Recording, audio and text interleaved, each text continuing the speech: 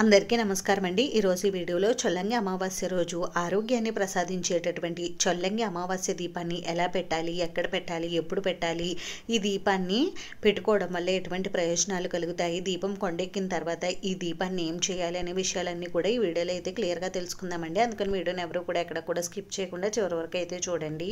చొల్లంగి అమావాస్య రోజున చొల్లంగి అమావాస్య దీపాన్ని పెట్టుకోవడం వల్ల మనకున్నటువంటి అనారోగ్య సమస్యలన్నీ కూడా తీరి సంపూర్ణ ఆరోగ్యం అయితే కలుగుతుందండి. ఈ దీపాన్ని అనారోగ్య సమస్యలతో బాధపడేవారు ఎవరైనా సరే పెట్టుకోవచ్చండి. ఈ దీపాన్ని ఎక్కడ పెట్టాలి అని పూజా మందిరంలో అయితే పెట్టుకోవచ్చండి. అనారోగ్య సమస్యలతో బాధపడేవారు ఎవరైనా సరే ఈ దీపాన్ని పెట్టుకోవచ్చు. ఈ దీపాన్ని పెట్టుకోవడానికి ఎటువంటి ఆనవాయితీ ఆచారంతో పని లేదండి, ఎవరైనా సరే పెట్టవచ్చు. అయితే ఆరోగ్యం సరిగ్గా లేని వారు ఈ దీపాన్ని పెట్టడానికి కుదరకపోతే ఇంట్లో ఎవరైనా సరే ఈ దీపాన్ని పెట్టవచ్చండి. ఇంట్లో ఈ చొల్లంగి అమావాస్య రోజున ఈ దీపాన్ని ఎవరు పెట్టినా ఇంట్లో వారందరికీ కూడా ఆరోగ్యం అయితే కలుగుతుందండి. ఈ దీపాన్ని వైద్య వీర రాఘవ స్వామి వారి ముందర అయితే పెట్టుకోవాలండి. ఈ స్వామి వారి ఫోటో మీ దగ్గర లేకపోతే విష్ణుమూర్తికి సంబంధించినటువంటి అనంత పద్మనాభ స్వామి వారి ఫోటో ముందర కానీ, లేదు అంటే విష్ణుమూర్తికి సంబంధించినటువంటి ఏ అవతారానికి సంబంధించిన దైవం ముందరైనా ఈ దీపాన్ని అయితే పెట్టుకోవచ్చు.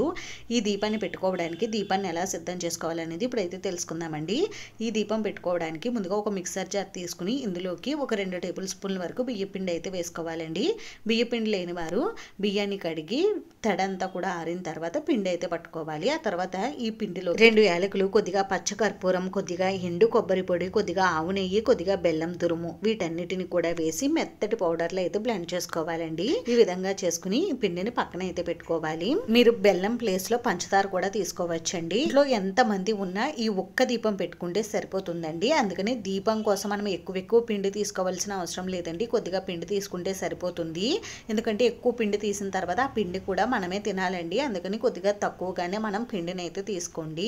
ఆ తర్వాత ఏదైనా ఇత్తడిది కానీ, రాగిది కానీ, వెండిది కానీ ప్లేట్ తీసుకుని ఆ ప్లేట్కి గంధం కుంకుమ బొట్లు పెట్టుకుని పొడి చేసుకున్నటువంటి ఈ పిండిని ప్లేట్లు ఈ విధంగా అయితే వేసుకోవాలండి. ఆ తర్వాత ఈ పిండి మధ్యలో చిన్న గుంతలా చేసుకుని ఈ గుంతలోకి ఆవు నెయ్యిని అయితే వేసుకోవాలి. ఆవు నెయ్యి మాత్రమే వేసుకోవాలండి ఈ దీపారాధన కోసం. నువ్వుల నూనె కానీ, కొబ్బరి నూనె కానీ ఇటువంటి నూనెలు ఏవి కూడా వేసుకోకూడదు. దీపారాధన కోసం ఓన్లీ ఆవు నెయ్యిని మాత్రమే ఉపయోగించాలి. మనం పిండిలో నూనెలు వేసుకుంటే ఆ నూనె అంతా కూడా ఈ పిండి పీల్చేసుకుంటుందండి, మనకి ముద్దలా అయిపోతుంది, దీపం వెలగదు. అందుకని ఆవు నెయ్యిని మాత్రమే ఉపయోగించండి. ఆవు నెయ్యి వేసుకుని ఒక పువ్వొత్తిని మనం ఈ విధంగా వేసుకుని పెట్టుకోవాలండి. వేసుకుని మనం దీపారాధన అయితే చేయాలి.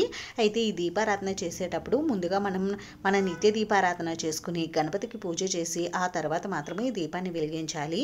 దీపాన్ని వెలిగించిన తర్వాత దీపానికి కొద్దిగా పసుపు, కుంకుమ, గంధం, అక్షంతులు, పువ్వులు సమర్పించి ఆ తర్వాత శ్రీ వైద్య వీర రాఘవ స్వామి వారిని పూజించుకోవాలి. స్వామివారికి పూజ అంతా కూడా పూర్తయిన తర్వాత స్వామివారికి ధూపం, దీపం, నైవేద్యం అయితే సమర్పించాలండి. నైవేద్యం సమర్పించిన తర్వాత తాంబూలం సమర్పించి కర్పూర నీరాజనం సమర్పించాలి. ఈ విధంగా మనము స్వామివారికి ఈ దీపాన్ని పెట్టి పూజ అయితే చేసుకోవాలండి. ఇంక ఈ దీపం వెలిగేటంతసేపు కూడా మనం మౌనంగా ఉండాలండి. మౌనంగా ఉండి మనసులో విష్ణునామ స్మరణ అయితే చేసుకోవాలి. ఈ దీపం వెలుగుతున్నంతసేపు మనం ఎవరితోటి మాట్లాడకూడదండి.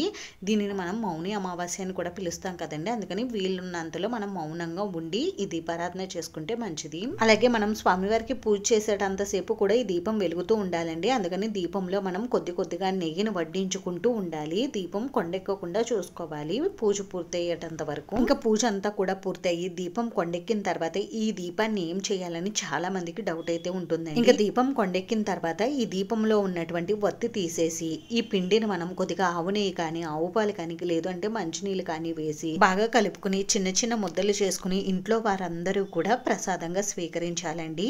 మీరే కాకుండా మీ ఇంటి చుట్టుప్రక్కల వారికి కూడా మీరు ఈ ప్రసాదాన్ని పంచిపెట్టవచ్చు. ఇంకా ఎక్కువ పిండి మీకు మిగిలిపోతే ఆవుకి తినిపించవచ్చు, లేదు అంటే చీమలకు వేసేయవచ్చు అండి. అంటే ఎవరు తొక్కని చోట చెట్టు మొదట్లో వేసేయవచ్చు. ఒకవేళ ఆడవారికి ఈ దీపం పెట్టడానికి కుదరకపోతే ఇంట్లో ఎవరైనా సరే ఈ దీపాన్ని పెట్టవచ్చండి. ఇంకా ఈ అమావాస్య రోజు ఈ దీపం పెట్టడానికి కుదరకపోతే నెక్స్ట్ వచ్చే అమావాస్యకి ఈ దీపాన్ని పెట్టుకోవచ్చు. ఈ విధంగా చొల్లంగి అమావాస్య రోజున ఈ పిండి దీపారాధన చేయడం వల్ల మనకున్నటువంటి అనారోగ్య సమస్యలన్నీ కూడా తొలగిపోతాయండి. మనం సంపూర్ణ ఆరోగ్యవంతులుగా అయితే మారుతాము. మంచం పైన ఉన్న వాళ్ళని కూడా, అంటే దీర్ఘకాలిక వ్యాధులతో ఇంకా నయం కావు అనే వ్యాధులతో బాధపడే వారిని కూడా ఈ దీపారాధన చేయడం వల్ల వారికి ఉన్నటువంటి దీర్ఘకాలిక వ్యాధులన్నీ కూడా నయమవుతాయండి. మంచాన ఉన్న వారిని కూడా పైకి లేచి నడిచేలా చేస్తుందండి. దీపారాధన అత్యంత శక్తివంతమైన దీపారాధన అండి ఈ పిండి దీపారాధన. అందుకని ప్రతి ఒక్కరూ కూడా ఈ దీపారాధన తప్పనిసరిగా అయితే చేయండి. వీడియో మీకు నచ్చితే ప్లీజ్ లైక్ చేసి షేర్ చేసి సబ్స్క్రైబ్ చేసుకోండి.